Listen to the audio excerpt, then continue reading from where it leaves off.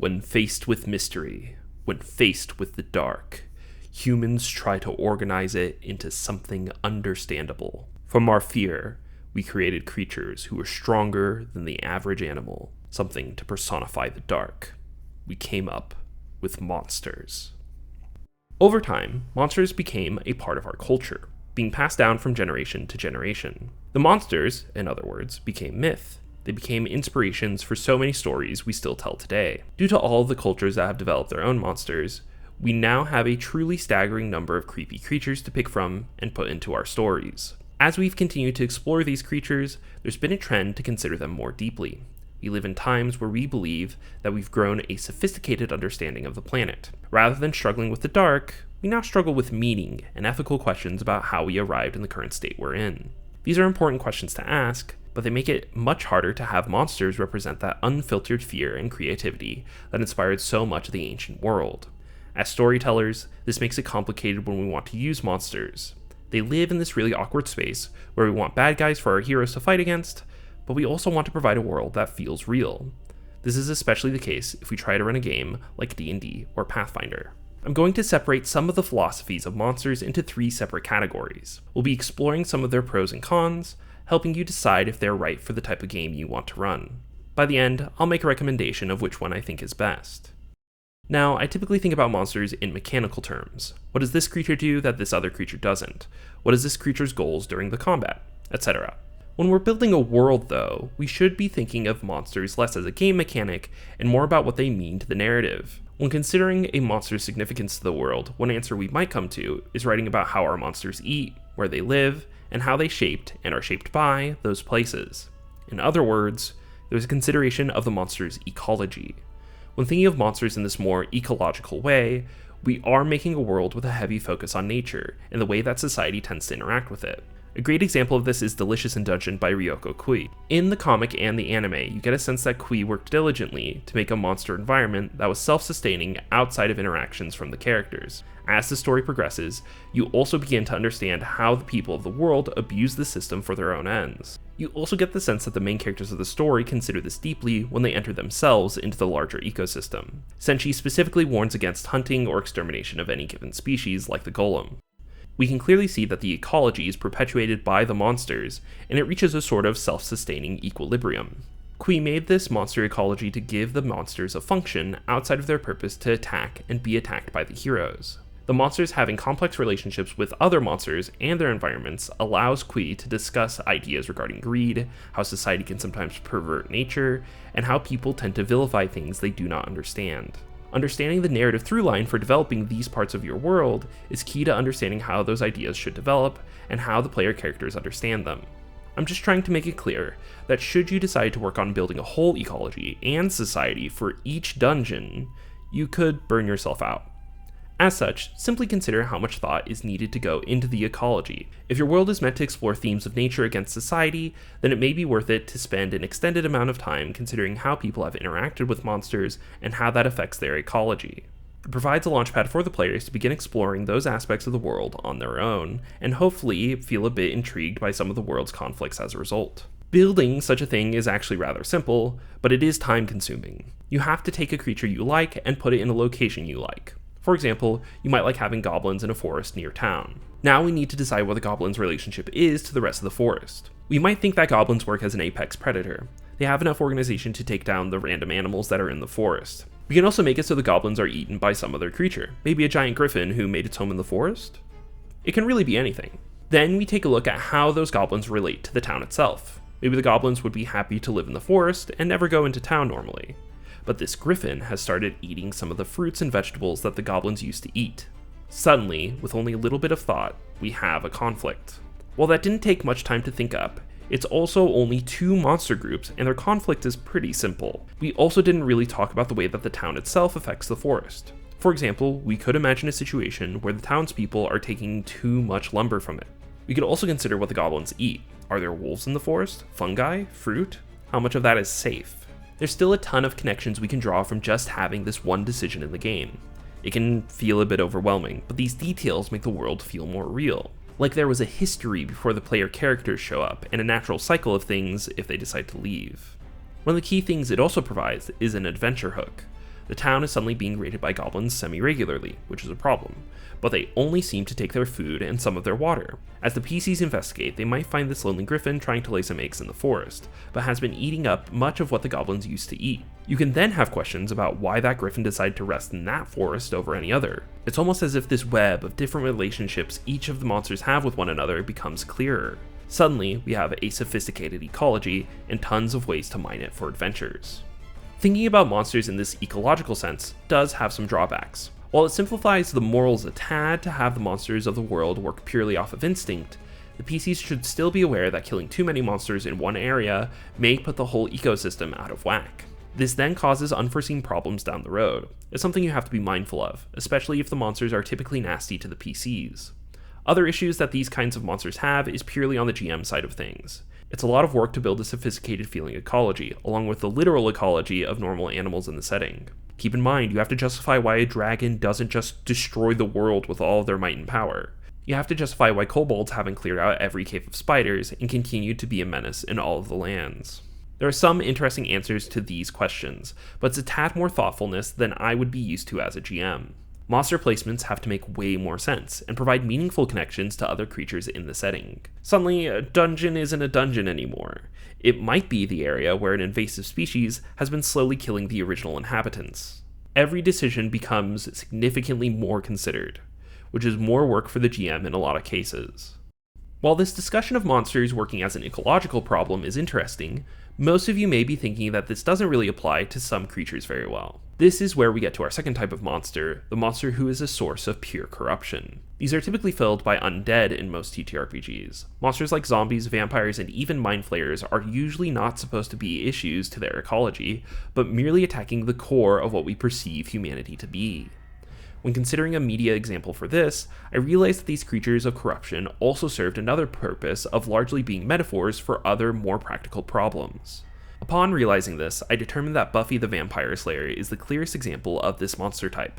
Vampires, in the show, are merely a representation of struggles that Buffy is having with growing up and taking on more responsibility. They also lack any moral consideration, being demons from another dimension, who are built to their core to be evil. This is an excellent use of this trope, considering that the major issues Buffy deals with usually aren't these demons, but what they represent and the power they have outside of the straightforward demonic abilities they tend to possess. This works similarly in D&D and Pathfinder, who have their own demons who tend not to be worth moral consideration and are purely corruptive sources. These creatures work best to embody metaphors and providing a punching bag for the PCs without moral ambiguity. There are some people who find the idea of an evil race or species to be particularly bad. We'll get to that in a moment, but I think in a fantastical world, we can build a faction or two that represents ideas which are wholly dedicated to unambiguous destruction, and we can still pull interesting things from them. One of the easiest ways to do this is to have those creatures be representatives of a specific nebulous idea. For example, one thing that is universally bad for basically everything is entropy. The idea that all organization could go away would utterly decimate everything in the world, including any villain. Thus, building a faction who represents that entropy allows anyone to fight against them. These concepts can also speak to support themselves, and they could even convince some normal people to join their side. It's a really strong way to explore morals, philosophy, and what destruction really means. Ideas like chaos are only issues if they go too far, same for law. It's by living in the in-between that people survive. That thought process of living in the in-between, but feeling a pull to one way or the other, is the first stepping stone for a villain to start down the alley of entropy. Exploring that and how someone gets there is one of the reasons you may choose monsters who work like this.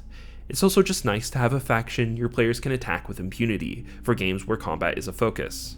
All fights shouldn't usually be this black and white, but on occasion, it helps to have something as simple as zombies show up to be killed by your heroes. Having easy villains who also let us explore the ideas of the core of evil itself can be fun and interesting in and of themselves. The easiest way to build this kind of creature type is to have it be a corruption that someone else brings into the world, or have it work as some part of the cosmology of the world. Undead are creatures usually corrupted by some kind of necromancer or lich. They don't necessarily represent the cosmic idea of entropy or chaos, but they are a corruptive part of the world, which wouldn't normally be given moral consideration. While I use undead as an example here, this can really be done with any kind of creature, and you could give the undead more to work with on a moral level, something akin to undead in World of Warcraft, where they have their own society and customs like any of the other creatures. That's all to say, I don't care which creature you make as some corrupted version of another creature, just that they are wholly evil and corrosive. You can also have creatures who are cosmologically evil. Things like devils and demons in D&D and Pathfinder best fit this bill. They work wholly against the projects of mortals and actively look to subvert their aims for the sake of enriching themselves. When they do this, they're also trying to get you to do it as well, like some unholy multi-level marketing scheme. These creatures are more cosmological in nature and are representatives of that cosmological idea, so they tend not to have novel interests. Each one is almost the same as the last, which might seem a little disappointing, but it's also part of their usefulness to us as writers, because the second a player character sees one, they have a crystal clear idea of who that creature is. There's little question as to what a devil wants to do, and their deaths on the material actually don't affect them in any way. They work as a cosmological force against good. Thus, you can have a horde of them show up and attack the heroes with no one feeling bad for killing them. These kinds of creatures can always be fought because they represent the destruction of things the PCs fight for, instead corrupting it or subverting it for their own needs. When using these creatures for our needs, it's important to think how they should work with the rest of the pieces in our story. Let's use the Wights from Game of Thrones as an example. The Wights work as a supernatural threat contrasted with some of the mundane threats that slow down the world from responding to them. Despite them being solely evil, they still work with the setting to say things about it. When we make our corruption monsters, it's important we consider their role in telling our story and how we can work with them to best fulfill that role. Keeping that strength in mind, we also need to understand the limitations of these creatures. If we show them having their own intelligence and societies, we probably won't have as simple a time attacking them. As such, these creatures must remain uncomplicated, which is somewhat limiting for the stories I sometimes want to tell. It's important to keep in mind that when I say they're uncomplicated, I don't mean they don't have goals. They absolutely have goals, and over the course of the story, they should be trying to corrupt the world to be more and more like a desiccated husk. These are creatures of destruction and corruption. If the PCs just ignore them, they would then start destroying towns, along with any other place they can get their hands on. Saving towns under attack is the name of the game for most player characters, so it should be a perfect fit. They cannot contribute to any kind of ecology due to this corruption. They are simplistic creatures, which is both their best asset and their greatest weakness from a writing perspective. We've talked about monsters that are basically just animals, and monsters who are representations of wider concepts as symbols of pure destruction. These are good baselines for understanding monsters if they are creatures lacking any kind of sentience of their own, and are meant to be symbols of other aspects of the world. But what often gets fantasy writers in trouble are not monsters who work like the ones we've mentioned, but monsters who work as their own society, and having that society reflect real-life cultures. This is the final type of monster, monsters who exist largely the same way people do. I'll take this moment to remind people that when I say monster here, I really mean adversarial non-player characters. Other people can be monsters depending on the encounter. For this section, I'll do my best to speak carefully so to not be misconstrued. That said, let's talk about these monsters with their own societies. It's important to look at good examples of this. Something like Zootopia kind of works if you view the carnivorous animals as monsters, but I think something that makes the Zootopia analogy fall apart at times is that predators absolutely would kill their prey. It's just something they would do. It mixes the ecological enemy with one that has its own society. Another example, which is less problematic and far more relevant, are the monsters in the new Mighty Nein show from Critical Role. These monsters exist as a separate and warring society with the non-monstrous ancestries. The show has already done a good job of showing why that dichotomy feels arbitrary by having one of the main characters be a goblin and having the monsters be sympathetic early on. They clearly have equally complex moral landscapes. While I've never listened to much of the actual play, I hear that this dichotomy being arbitrary and helping no one is actually at the core of some of the conflicts. All that said, it gives you a clear idea of what a monstrous society is supposed to look like. Monsters who simply live like people do. They are worthy of equal moral consideration when killed. They are monsters that are more or less meant to reflect us, which is why the monster moniker is a bit of a misnomer. The main reason you would want to do this as a writer is simple. You don't want to present monsters in a black and white light. Often, monsters in fantasy have served as beings worthy of killing, but they have also often have their own societies. There is an incompatibility there. They wanted creatures like orcs to work like the corrupting entities that we talked about before, but they were obviously a part of the world's nature and ecosystem. They were as evil as any other society. As culturally we've entered a modernist and postmodernist lens to narratives, we've added nuance to that conversation to ensure the worlds and stories we tell are more interesting and have more nuanced moral statements in them. This is a fundamental rejection of previously accepted narratives. As these changes have taken place, people have pushed against them, but I think I'm squarely on the side of this being a good change to the hobby. It's infinitely more interesting to me to fight enemies because we have ideological differences, and not necessarily because I'm human and they are orc. Removing those simple answers from the narrative allows us to explore characters who view the world differently from the main characters, and can make a political campaign more interesting, given the different perspectives each of these factions have. Giving these creatures some more nuanced depictions also allows us to explore the divide between the standard fantasy ancestries and the monstrous ones, while also freeing us to focus our efforts on the beliefs of each faction in the setting, rather than trying to build monocultures for each monster in the book. When we begin talking about these kinds of monsters, there's a huge group of people who want to discuss the politics of fantasy racism. I feel ill-equipped to handle that sort of discussion. I'll link to some other videos that I think discuss the subject well in the description. The key thing I want people to keep in mind when building monsters that are supposed to reflect other people is empathy. If you want a faction in your stories to have qualities like a real-life culture, do research on that culture and consider the importance of their cultural icons so you can depict them how you'd want pieces of your own life to be depicted. Having a little kindness and interest in other people goes a long way to avoid any issues which could land you in hot water. I think it's also good to look into political movements and see what motivated them to turn violent. Things like the French and American revolutions can be great insights to see what drove people to act. Understanding the reasons people might turn violent against someone else is important for understanding why your villainous factions might begin disturbing the peace. The key thing here is to imagine these monster groups as people who want to leave their mark on the world. They should be ambitious and interesting in their own right.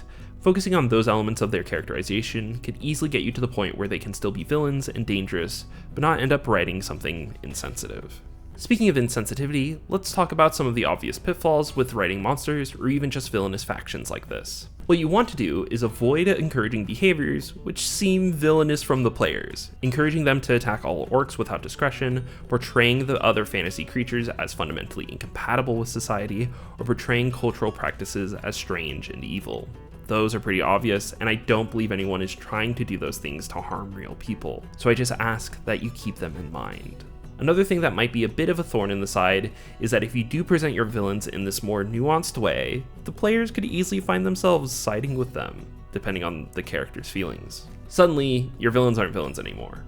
This can be frustrating, but leaning into the hero switching sides partway through the conflict is super intriguing too. It allows your players to feel like they have a great deal of freedom. One of the underlying messages of this type of monster is that there aren't easy answers to these questions, so I'd recommend leaning into the PCs working for the bad guys if it makes sense. Finally, I wanted to mention that attempting to be nuanced with these positions and represent them fairly means that combat becomes a last resort. Generally, we don't try to kill people who we have political disagreements with in the modern age. Thus, it doesn't make sense to have our characters do so in a game that we're meant to take seriously. Having monsters who are nuanced and as interesting as any other character means we would prefer to reason with them rather than go into a straight hostile attack. For some RPGs, this isn't a problem, but for D&D and Pathfinder, games where combat is a main staple, it might be a struggle to justify fighting something with political nuance. It's important then to choose carefully which factions do commit violence, and provide options to the players which are non-lethal. Working around these restrictions creates a space for your player characters to consider what they think is right and wrong, and how they want to move forward. It allows them to feel more in touch with the way the story is going, and they feel their opinion of the different factions being shaped by it. Given the 3 types of monsters we've discussed, it's now time for you to decide which monster works best for your world. Before you do though, let me make a suggestion that sounds like a lot of work. Put all 3 in. If you read literally any monster book, you already get the sense that these are significantly different creatures just in a book together because you might fight them at some point. As such, it's easy to focus on making one type of monster the focus of your antagonistic force in the story, and then have the remaining 2 monster types be less developed but still there. This gives you a ton of freedom of what you want your players to handle session to session. This is more work than maybe you're used to, and it certainly doesn't work for all kinds of games.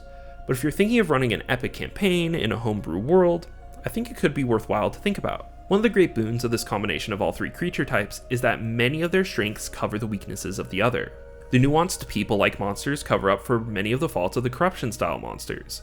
Thinking of monsters as an ecology helps with setting up any basic conflict about resources. They also have the bonus of being something that can inform the players on the connections of the world. This is another good Game of Thrones example, since the political disagreements are causing gridlock on fighting an actual issue. The interactions between these three monster types allow you to build conflicts that feel dynamic outside of the characters.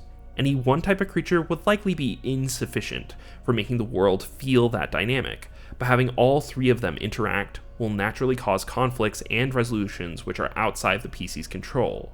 It's a great force multiplier to the setting. This way, each type of monster works like its own faction, with their own smaller conflicts that cause larger change. It's a fantastic way to do things. We now have the three types of monsters, why they're made, how we can make ours, and understood some of the pitfalls when making these creatures. We've also learned that combining them into a single campaign setting allows far more interesting world building and interactions than doing just one alone.